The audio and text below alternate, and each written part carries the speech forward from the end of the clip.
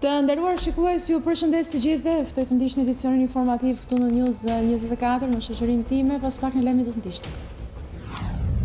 Prokuroria zgjat me 3 muaj hetimet për ish-ministrin e Brendshëm Samir Tahiri, dyshuar si i përfshirë në trafik droge me bandën Habila, i shkak për shtyrjen përgjigja e një letër porosie që pritet nga Bari.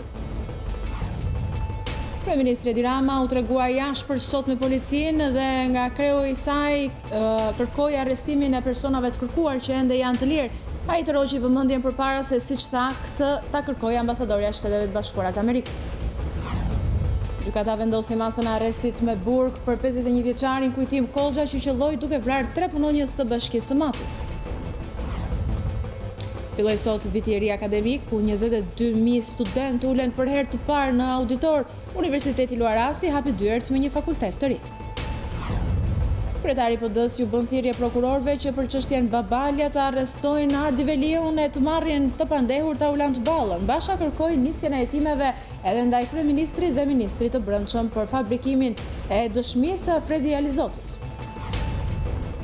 Shqipëria bie në Izrael duke psuar humbjen e 2 radhazi në Ligën e Kombeve, një disfatë e cila praktikisht nënxjerr jashtë gare nga ky turne.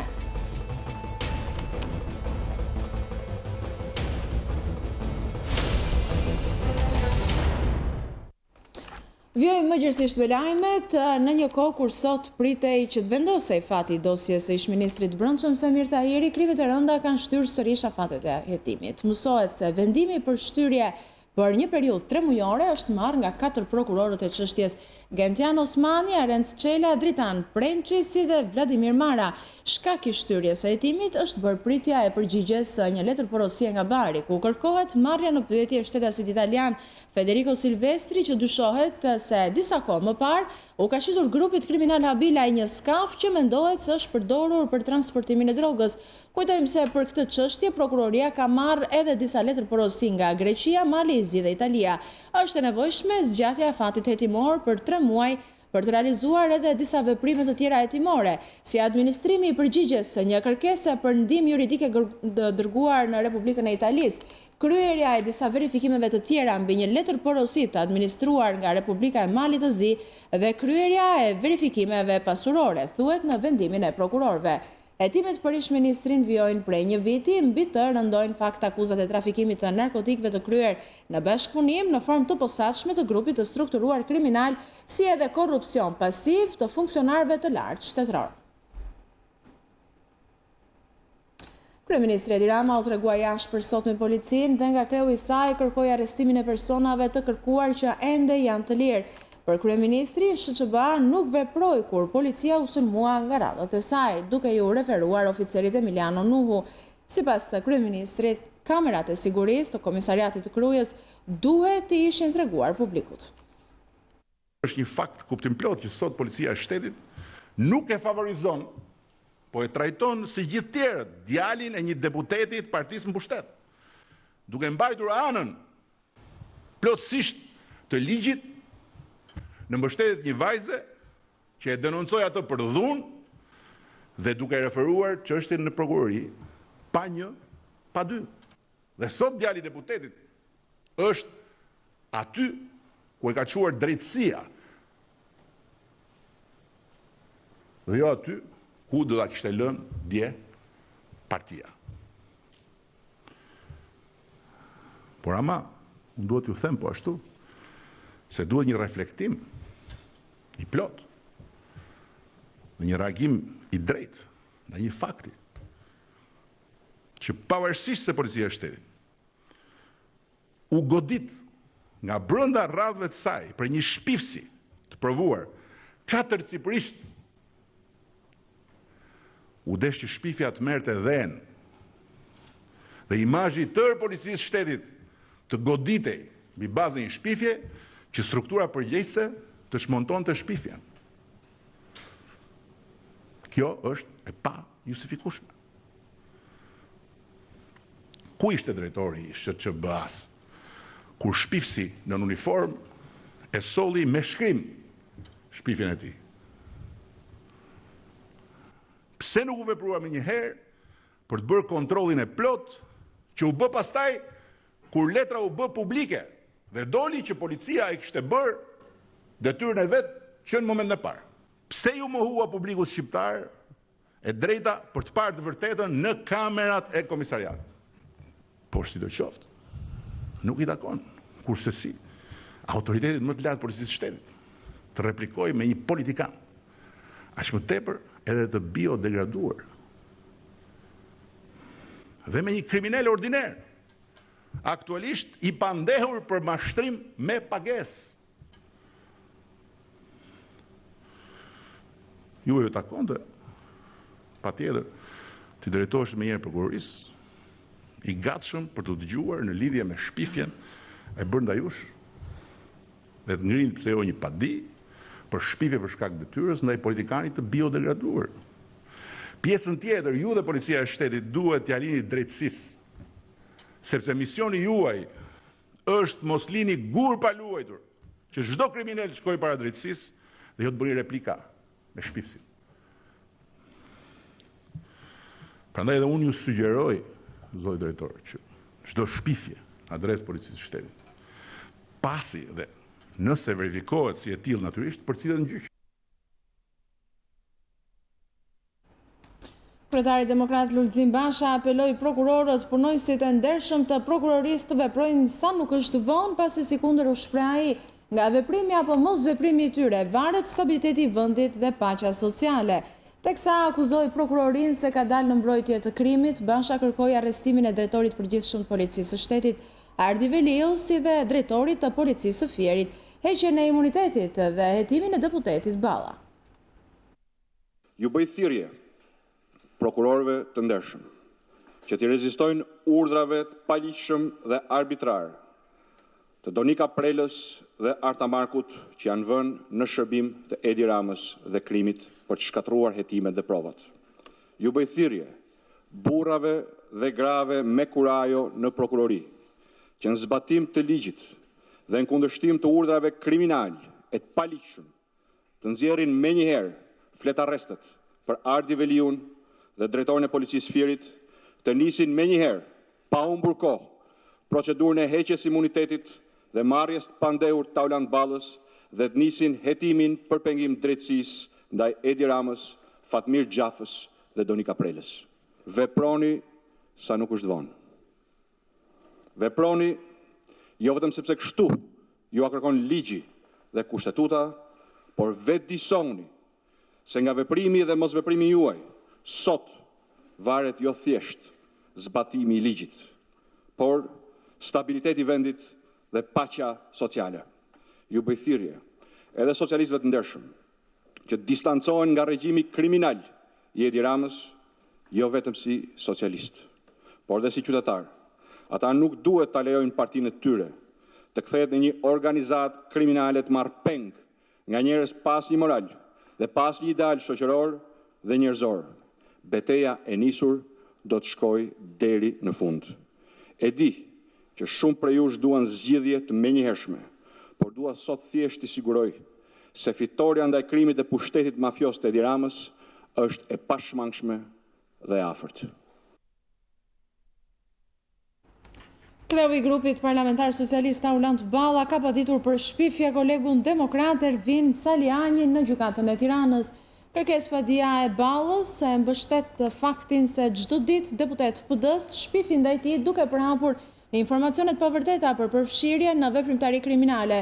Balla i kërkon gjykatës të detyrojë deputetin demokrat Ervin Saliani të paguajë 1 milion lekë si dëm shpërblim moral. Në rrjetin social Facebook, Balla shkruan se të hënën do të padis për shpifje dhe deputetin tjetër të PD-s Luciano Bocci. Pas padisë së Ballës, Ervin Saliani ka reaguar me ironi në faqen e tij në Facebook. Ai shkruan: "Unë që i dhash Alizotit 200.000 euro për Ballën në 10 milion lekë janë hiç. Të gjitha paratë që kemi të shkojnë për fondet e riedukimit, të ndihmojmë Partinë Socialiste nga shokët e krimit, sapo ka filluar të fala departamentit të shpifsave", shkruan Saliani. Për Partinë Demokratike nuk ka asnjë dyshim se Fredi Alizoti është dëshmitar i sajuar nga kryeministri Edi Rama dhe ministri i Brendshëm Fatmir Gjafaj. Deputeti Kelejt Alibea, i bazuar në dosjen hetimore, ngre pyetjet se me çfarë është joshur Alizoti, ndërkohë që thekson se Gjafaj ka fabrikuar prova për të shpëtuar vëllain e tij trafikant. Partia Demokratike vijon të këmbgulse Fredi Alizoti, njeriu që pranon se imitoi zërin e Agron Xhafajt në bisedën me babalen, është dëshmitari, aktori fabrikuar nga kryeministri Edi Rama dhe ministri i Brendshëm Fatmir Xhafaj. Duke ju referuar dosjes hetimore, deputeti Ali Biaj pretendon se ka fakte që vërteton një gjë të tillë, e për këtë ai bën thirrje Ramës dhe prokurorisë t'i japë përgjigje 5 pyetjeve. Çfarë pako ka marrë Fredi Alizoti? Kush e ka dhënë? Kush është Taulandi nga Librazhdi, që i ka thënë Fredi Alizotit hap gojën sado? Çfarë shërbimi ka ofruar Fredi Alizoti dhe sa është paguar për këtë?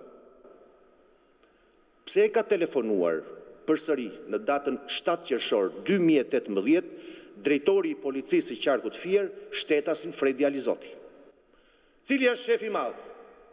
Shefi madh i drejtorit të policisë i Qarkut Fier që kërkon të takoj Fredi Alizoti. Ligjvënësi demokrat këmbgulse Xhafaj nuk mund të fshihet përballë fakteve që kanë fabrikuar një dëshmitar për të mbrojtur një trafikant droge. Sot, që flasim, Fatmir Xhafaj është i vetmi ministër i brendshëm që jo vetëm e ka vllajën në burg për trafik droge, por i vetmi i cili përdor drejtuesit e lartë të policisë shtetit për të fabrikuar prova e për të cajuar dëshmitar me qëllimin që të shpëtojë vllajën trafikant droge nga burgu. Përdorimi i pushtetit nga Edi Rama dhe Fatmir Xhafaj për t'i ofruar mbrojtje shtetërore vllajë trafikant të ministrit të Brendshëm është një krim shumë i rëndë. Fredi Alizoti me 1 qershor ka telefonuar sallën operative në policinë e Fierit, ku ka pranuar se është ai personi që ka imituar zërin e Agron Xhafajt në audiopërgjimin me babalen. Po atë ditë Alizoti është takuar me drejtorin e policisë së Fierit, që e ka shoqëruar në prokurorinë e krimeve të rënda, ku po atë natë u mor në pyetje.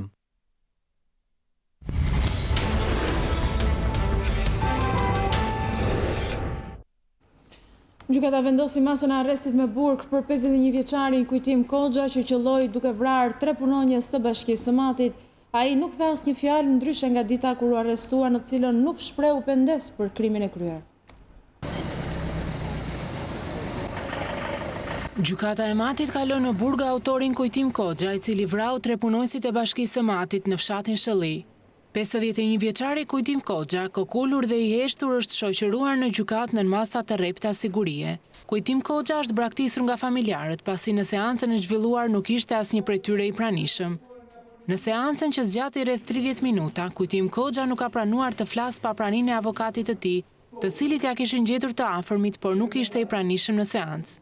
Gjatë dëshmisë së tij në polici, 51 vjeçari pranoi autorsinë e krimit, por nuk shpreu pendes për 3 viktimat që shkaktoi punonjës të Bashkisë së Matit. Më 11 tetor, 51 vjeçari qelloi me Kalashnikov drejt tavolinës ku po hanin drekën 13 persona. Nga të shtonat humbën jetën Mentor Hoxha, Erzen Aliaj dhe Hamid Buçi, ndërsa mbeti i plagosur Astrid Hani, i cili ndodhet në spitalin e Burrelit. Ngjarja ndodhi pas një konflikti për rrugën që po shtrohen në fshat nga punonjësit e bashkisë. Sipas dëshmitarëve, 1 orë para ngjarjes, Kujtim Koxha kishte pirë raki me Hamid Buçin, një prej viktimave. Pas debatit me një nga punonjësit e bashkisë, 51 vjeçari shkoi në banesë dhe u kthye armatosur, duke qelluar mbi personat. Ngjarja mund të kishte bilance edhe më tragjik nëse Kujtim Koxhës nuk do të tentonin t'ia hiqnin armën nga dora. Kujtim Koxha, ish kryeplak dhe ish kryetari i PS-s në fshatin Shëlli, tashmë ndodhet në masën e arrestit për akuzën e vrasjes dhe armbajtjes pa leje. Apeli për krime të rënda ka lënë në qeli lavdërim Tufën, i akuzuar për gjobvënie. News24 ka zbardhur dosjen e plot ku theksohet se Tufa i vuri gjob 90.000 euro administratorit të një kompania private në rrugën Sirikodra. I përfshirë në këtë histori është edhe një polici burgjeve, i cili po hetohet për mos kallëzim krimi. Ashtu si kurse shkalla e pare dhe apeli për krime të rënda vendosi të kyç në qeli lavdërim Tufën, ndaj të cilit rëndojnë dyshimet për akuzën e gjobvënies në dëm të pronarit të një fasonerie. Në vendimin e gjykatës që disponon News24, zbardhen të gjitha rrethanat e ngjarjes, provat e faktet që mbajnë prapaekurave ish të dënuarin për vrasjen e biznesmenit Fatmir Rama, i njohur si Miri i Xhikës. Në dokumentin zyrtar thuhet se Tufa i vuri gjob 90.000 euro administratorit të kompanisë private që ndodhet në rrugën Sirikodra. Në dokumentin zyrtar thuhet se i dyshuar i kishte kontakte me shtetasin italian Emanuele Pinuccio, i njohur me Nov Këmpino. Ky i fundit ishte në marrëdhënie biznesi me pronarin e fasonerisë, të cilit i kishte sjell 30 makineri. Administratori i kompanisë ka sqaruar përpara hetuesve se një pjesë e makinerive nuk ishin përdorur fare dhe se ai nuk ishte patur punë, pasi personat që kishte sjell Pino nga Italia nuk ishin të rregullt dhe bashkëpunimi me ta ishte i pamundur. Në të tilla kushte, ai pretendon se biznesi të tij ishte shkaktuar një dëm prej afro 100.000 eurosh. Pavarësisht kësaj, pronari i fasonerisë këmbgul se përgjatë një viti e gjysmë i ka dorëzuar italianit shuma të ndryshme parash dhe për vlerën e palikuiduar kishin rënë në marrëveshje që të kthente mbrapsht makinerit. Në këtë moment nisin problemet për të, pasi lavdërim tufa e kërcënonte që t'i paguante shumën prej 90.000 eurosh, me pretendimin se ja kishte borxh italianit Pino. Për të realizuar qëllimin e tij, ishi dënuar i kishte shkuar edhe në ambientet e jashtme të biznesit, e madje personat që e shoqëronin kishin goditur një nga rojet. Pas arrestimit të tufës, në kërkim u shpall italiani Emanuele Pinuccio dhe një person tjetër. I përfshirë në këtë histori është edhe një polici burgjeve, lidhje shoqërore e tufës, i cili po hetohet në gjendje të lirë për mos kallëzim krimi.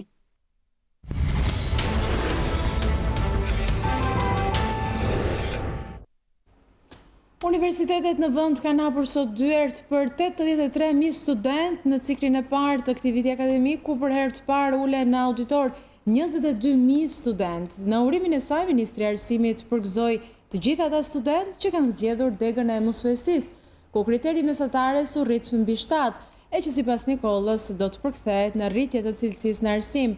Zonja Nikolla foli gjithashtu edhe për trendin e largimit të studentëve për të studiuar jashtë vendit. Ministri e Arsimit Lindita Nikolla zgjodhi Fakultetin e Historisë dhe Filologjisë për të dhënë mesazhe në nisje të vitit akademik, që shënoi uljen për herë të parë në auditor të 22.000 studentëve. Në fjalën e saj, Nikolla, e sulmuar nga kritikët për reformën e arsim, u përgjigj me shifra. Arsimi i lartë nuk është thjesht një listim numësh. Edhe ky moment i ri, moment i pranimeve të reja në universitet, edhe këtë vit ka bërë një hop cilësor për sa i përket standardeve të cilësisë. Duke rezultuar fitus rreth 86%, 86.52% dhe gjitha aplikantëve, nga cilët 80% e tyre janë të regjistruar në fakultetet publike në vend, ose 16.833, dhe 4.242 student në universitetet private. Shifrat e publikuara nga MAS tregojnë se mësuesia për herë të parë është renditur e treta në preferencat e maturantëve pas ekonomikut dhe shkencave sociale. Pasi rreth 16% e maturantëve janë regjistruar për mësuesi, dhe ku pragu i notës mesatare u rrit në 7. Edhe ky vit që shënon një vit kthese në fakt, duke e kthyer mësuesin jo më preferencën e maturantëve më të dobët, por duke e kthyer mësuesin preferencën e maturantëve mbi mesatar. Nikolla foli gjithashtu edhe për trendin e largimit të studentëve për të studiuar jashtë vendit dhe për këtë ajo pati një mea culpa. Kjo nuk do të thotë që ne duam të mos vijojmë me reforma thella, me buxhete, me mbështetje në mënyrë që të rrisim standardet e universiteteve tona, por padyshim do të ishte një gënjeshtër e madhe në qoftë se ne do të pranonim që në këtë moment ne ofrojmë në auditorët e universiteteve tona standardet më të mira që bota njeh. Shkollat e larta kanë ende kuota të lira, por sipas udhëzimit do të plotësohen nga vetë fakultetet me zhvendosjen e vijës së kuqe.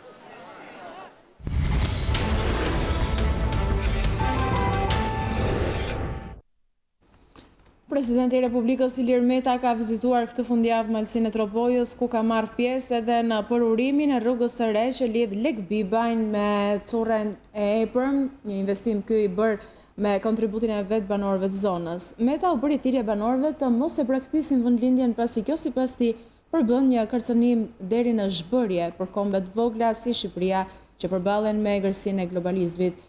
Ndërkohë, kreu i shtetit falenderoi turistët çek duke i cilësuar ata ambasadorët më të mirë të Shqipërisë. Nga fshati Curre i Epërm në Tropoj, presidenti i Republikës Ilir Meta i është drejtuar me një thirrje banorëve që të mos e braktisin vendin, traditat dhe vlerat e trashëguara të familjes, pasi kjo sipas tij përbën një kërcënim deri në shpërbërje për kombe të vogla si Shqipëria, që përballen çdo ditë me egërsinë e globalizimit. Jetojmë në kohë kur globalizimi, komercializimi po godasin disa vlera të rëndësishme të familjes, të avdheut, të kombit, dhe ne si një vend i vogël jemi shumë të rrezikuar edhe të shpërbëhemi në rast se nuk i kushtojmë rëndësi të madhe këtyre vlerave, rikthimi i gjithë juve me shumë dashuri dhe me shumë krenari në vendin tuaj dhe në vendin e të parëve tuaj, dhe është një mesazh i fortë, atë dashurie, po ikosisht edhe rimkëmbje. Duke vlerësuar donatorët vendas për kontributin e dhënë në ndërtimin e rrugës së re Lekbibaj Curra i Epërm, Meta ftoi banorët që të ruajnë të paprekur nga ndërtimet natyrën dhe të mos bëjnë gabimet e vërejtura në Valbon dhe në Theth. Të mos bëjmë dëmtimet pa rregullta, siç mund të jenë bërë disa dëmtime edhe në Valbon për fatkeq, siç mund të jenë bërë edhe në Theth, edhe në disa zona tjera.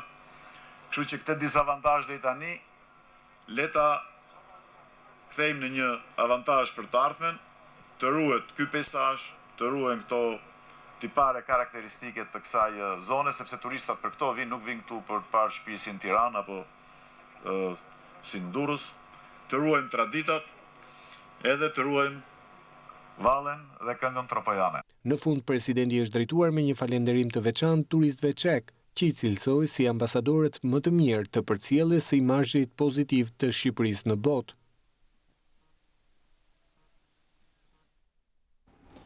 Kruja dhe zonat rreth saj janë zgjuar të dielën pa ndotjen e zakonshme mjedisore. Një aksion i policisë ka fikur furrat e gëlqeres, teksa në pranga janë vënë 9 persona. Furrat e gëlqeres janë një problem i kahershëm në këtë zonë, teksa ndotja e shkaktuar rrezikon shëndetin e banorëve. Një operacion i gjerë kundër ndotjes mjedisore është zhvilluar në zonën e Krujës, ku në shënjestër u vunë furrat e gëlqeres, të cilët edhe pse kanë qenë një shqetësim i kahershëm për vetë banorët dhe turistët që vizitojnë këtë zonë, sërish kanë vijuar së funksionuari. Policia e shtetit bëri të ditur se gjatë aksionit kundër ndotjes mjedisore janë arrestuar 9 persona, të cilët në mënyrë të përsëritur gjatë prodhimit të gëlqeres përdornin si lëndë djegëse, materiale të ndryshme plastike, sintetike, mbetje fasonerie dhe goma automjetesh. Përdorimi i këtyre materialeve veç të llungave të tymit dhe ndotjes së pamas të mjedisit konsideroheshin si rrezik serioz për shëndetin e banorëve të zonës. Aksionet e mbrëmjes së kaluar organizuan në mënyrë të befasishme kryesisht në zonën e Krastës, ndërkohë që është bllokuar nga policia dhe një kamion i cili kishte të ngarkuar materiale sintetike që do të përdoreshin për furrat e gëlqeres. Policia bëri të ditur se materialet lidhur me aksionin kundër ndotjes mjedisore i kaluan prokurorisë së Krujës, teksa 9 të ndaluarit do të hetohen për veprën penale të ndotjes së ajrit në bashkëpunim. Teksa policia e Krujës në komunikatën e shpërndar për mediat ka falendëruar qytetarët për bashkëpunimin e deritanishëm, duke i ftuar ata të informonin për çdo rast të ndotjes mjedisore nga ana e këtyre subjekteve. Vetë banorët e zonës shpresojnë që ndotja nga furrat e gëlqeres të mos përsëritet sërish. Unë vuj nga alergjia, astma, ftofja. Falenderoj qeverinë që mori masa, që na dhaj qik dorë. Nuk e di tamam 100%, nuk kam besim kërkun, po vetëm të marr frym lirisht për këtë ditë që jetoj. Disa herë policia dhe inspektoriati mjedisit kanë zhvilluar aksione të tilla, por fenomeni është përsëritur disa ditë më vonë. Këshilli Kombëtar i Arkeologjisë i thotë jo projekti drejtësia në Durrës. Lajmin e bëri të ditur vetë kreu i Bashkisë së Durrësit Vend Gjushdako, i cili bën të ditur se pas vendimit qeveria ka tërhequr financimin. Projekti drejtësia anulohet pas pezullimit të projektit Veljera, për të cilin Këshilli Kombëtar i Arkeologjisë ende nuk është shprehur. Një prej investimeve më të rëndësishëm në Durrës, që ishte projekti për sheshin e drejtësisë në zemër të qytetit bregdetar, pranë mauzoleumit të dëshmorëve, është pezulluar nga ana e Këshillit Kombëtar të Arkeologjisë. Për muaj me radhë, Këshilli Kombëtar i Arkeologjisë, përpara nisjes së punimeve, ka zhvilluar testime arkeologjike. Është kreu i Bashkisë së Durrësit Vend Gjushdako, i cili në një intervistë për News24 ka thënë se ky këshill nuk i ka dhënë dritën jeshile këtij projekti, çka ka bërë që edhe qeveria shqiptare të tërheqë fondin prej 355 milion lekësh të akorduar për fazën e parë. Nga sondazhet arkeologjike, kjo rrugë apo ky shesh bjente ndesh me zonat arkeologjike, një pjesë e punimeve kryeshin në zonën A të cilën nuk lejoheshin, një pjesë tjetër në zonën B, ku mund të kryen punimet nën kontrollin e KK-s, dhe për këto arsye ne nuk mundëm do të realizojmë këtë projekt. Nuk na jepte KK-ja mundësinë që rënojat t'i zhvendosnim, që ose do t'i lënim në mes të rrugës, ato do të nxinin rrugën jashtë funksionit, dhe për këtë arsye nuk e nisëm atë investim. Qeveria i ka tërhequr financimet për këtë investim.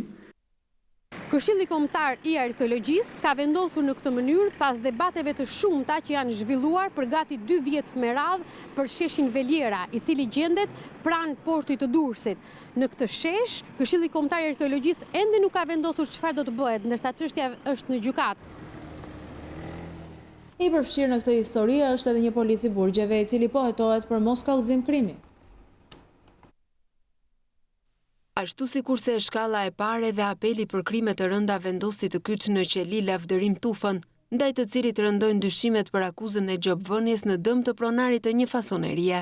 Në vendimin e gjykatës që disponon News24, zbardhen të gjitha rrethanat e ngjarjes, provat e faktet që mbajnë prapaekurave ish të dënuarin për vrasjen e biznesmenit Fatmir Rama, i njohur si Miri i Xhikës.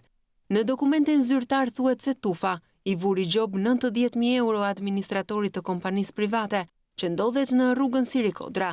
Në dokumentin zyrtar thuhet se i dyshuari kishte kontakte me shtetasin italian Emanuele Pinuccio, i njohur me Nov Këmpino. Ky i fundit ishte në marrëdhënie biznesi me pronarin e fasonerisë, të cilit i kishte sjell 30 makineri.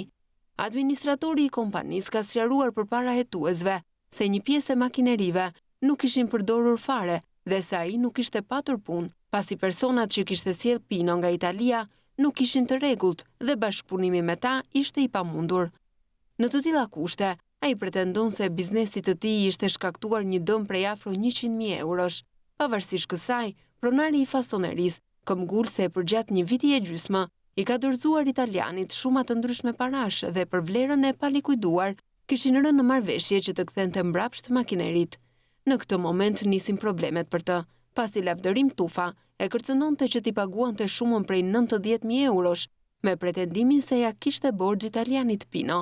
Për të realizuar qëllimin e tij, ishi dënuar i kishte shkuar edhe në ambientet e jashtme të biznesit, e madje personat që e shoqëronin kishin goditur një nga rojet. Pas arrestimit të tufës, në kërkim u shpall italiani Emanuele Pinuccio dhe një person tjetër. I përfshirë në këtë histori është edhe një polic i burgjeve, lidhje shoqërore e tufës, i cili po hetohet në gjendje të lirë për mos kallëzim krimi.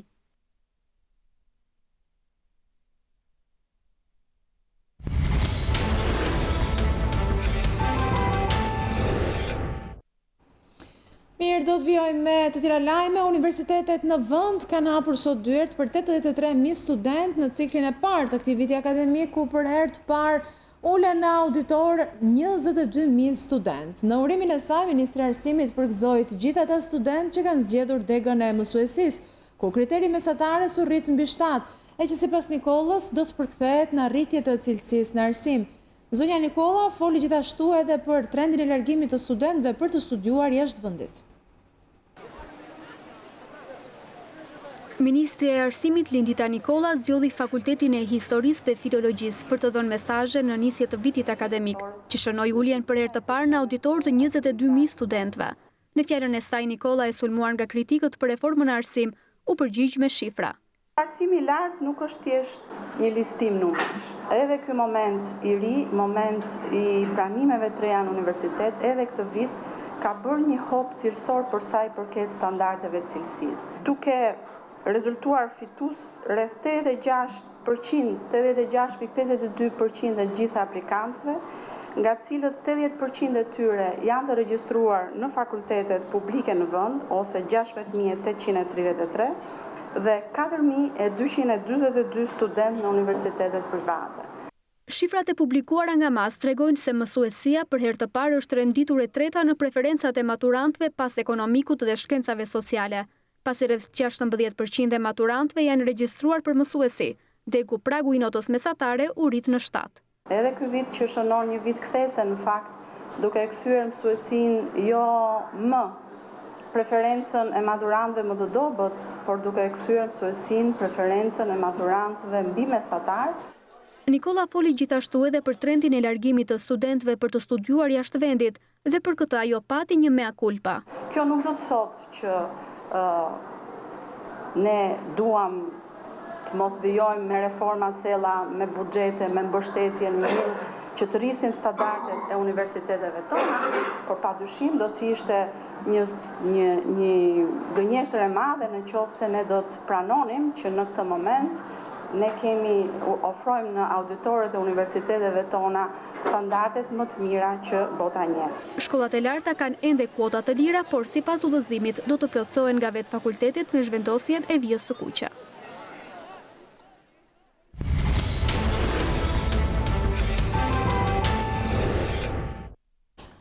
Të radhë do të njohim informacionet më të fundit, sikurse i keni ndjekur edhe nga fleshi ynë informativ. Pak më parë ka nisur mbledhja e Komisionit Përbashkët Ndërparlamentar Shqipëri-BE, e cila është shoqëruar me debate. Duket në fakt se debati politik shqiptar është spostuar këtë radhë edhe në Bruksel. Gens Polo dhe Taulant Balla kanë ngritur tonet, sikurse shihni edhe nëpërmjet pamjeve në Parlamentin Europian, teksa në fakt zoti Balla fliste përballë të pranishmëve, zoti Gens Polo ka kërkuar fjalën, ndërkohë që i është kthyer edhe drejtuesja e komisionit duke e kritikuar kështu deputetin Polo. E ndjekim për pak çaste. Mostly in the co-chair's constituency, as they travel together in private jets a dozen of times. And this is not the only... Zotin Polo e kemi në linjë të drejt për drejt telefonike. Zoti Polo, përshëndetje. Mirëdita. Çfarë ndodhi konkretisht? Pse ju ndërpreu fjalën? Nuk më ndërpreu fjalën, unë çfarë kisha për të thënë e thash nga fillimi në fund, dhe ajo që rezulton është që Rama nguli këmbë, ndoshta më shumë nga halli se nga qeli, që Taulant Balla të mbetet fytyra parlamentare e Shqipërisë kundrejt Parlamentit Evropian.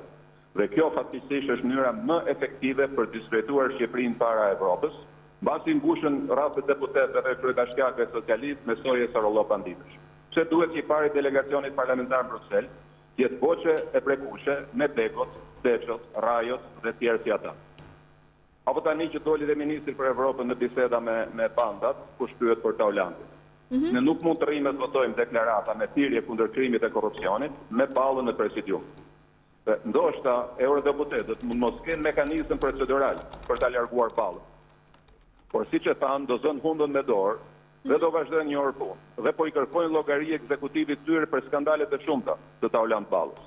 Dhe kjo është hera fundit, jeni të sigurt për këtë, hera fundit që Balla është bashkëkryetar me këtë parlament.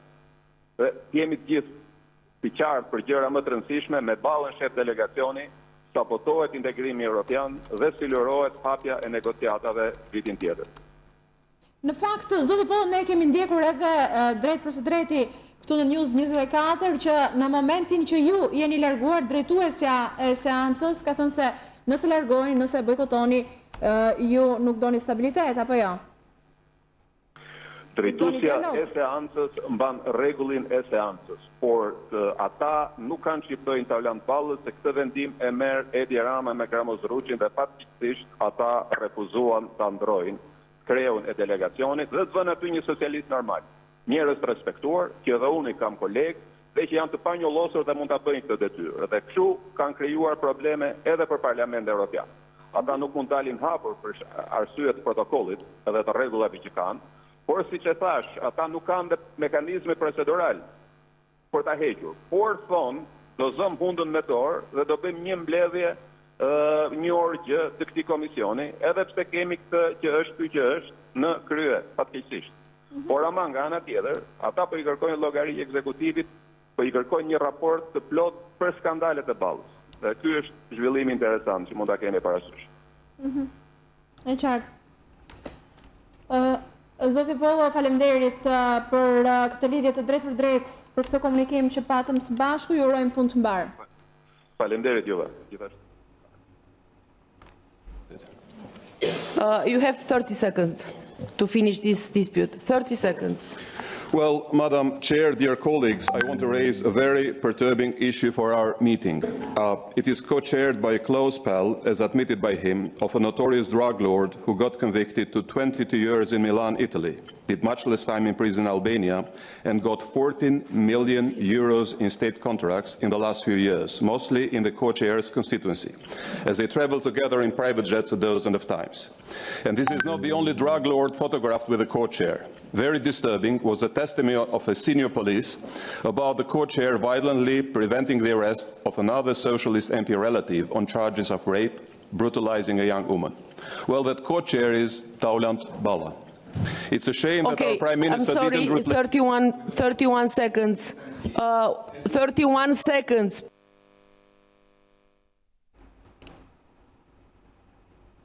Do që të fjallën e Pollos, ndërkohë të nderuar shikues, vetëm pas pak do të kemi një tjetër lidhje telefonike këtë radhë me një përfaqësuese të mazhorancës, ndërkohë i rikthehemi lajmeve nga universitetet në rrethe, duket se nga ky vit akademik do të dalin më pak mësues për vendin.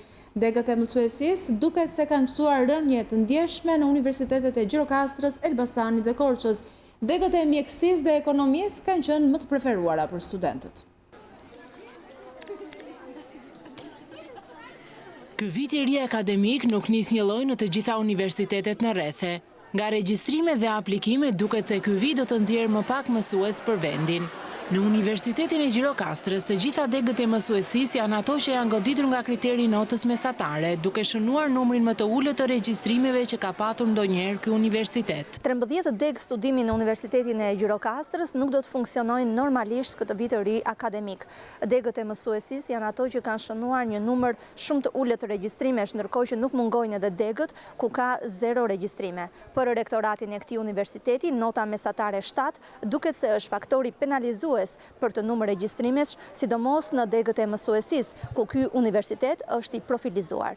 Programet e mësuesisë janë ato që janë goditur më shumë si rrjedhojë e vendimit të qeverisë për notën mesatare mbi 7. Ndërkohë kemi programe të tjera si ato të infermerisë dhe infermerimamis, të ekonomikut dhe sidomos programet profesionale që kanë numër në rritje studentësh. Në Universitetin Aleksandr Gjuvani në Elbasan, degët histori, gjeografi dhe gjuhët e huaja nuk kanë patur studentë të regjistruar. Dega më e preferuar në këtë universitet mbetet mjekësia dhe ekonomia. Edhe pse me 250 studentë më tepër se një vit më parë, Universiteti Fanoli në Korçë nis këtë vit të ri akademik me 2 degë të mbyllura. Arsimi parashkollor dhe frëngjishtja do të mbyllen pasi asnjë student nuk ka preferuar të regjistrohet në këto degë. Në disa programet studimit mësuesisë, si vjet ne kemi një prurje më të paktë, por kjo nuk na likson as pak. Dhe 2 programe të tillë do të pezullojnë për këtë vit akademik, siç janë ato në gjuhë dhe kulturë prengje dhe në arsimin parashkollor në universitet në Fakultetin e Edukimit dhe Filologjisë. Për Universitetin Aleksandr Gjuvani në Durrës, degët më të kërkuara mbeten administrim, biznesi dhe drejtësia, ndërsa preferencat për degët, histori, matematik, informatik, ka rënë ndjeshëm. Edhe në degën e menaxhim hoteleri turizmit, ka rënje të theksuar dhe ende nuk dihet si do të veprohet me studentët që janë regjistruar në këto degë. Kryetari i Kuvendit Ruçi priti një grup drejtuesish të shoqatës së të verbërve, të cilët kërkuan nga kryeparlamentari më shumë mbështetje për persona të verbër në plotësimin e disa përfitimeve financiare të prapambetura. Ata kërkuan një zëri zbatimin e ligjit për ndërtimin e infrastrukturës, si dhe vendosjen e sinjalistikës në qytete dhe shërbimet speciale për 10.000 të verbrit. Nga ana e tij, kryeparlamentari Ruçi premtoi se do të nxjisë qeverinë të shfrytëzojë të gjitha hapësirat ligjore dhe burimet financiare për plotësimin e kërkesave të tyre.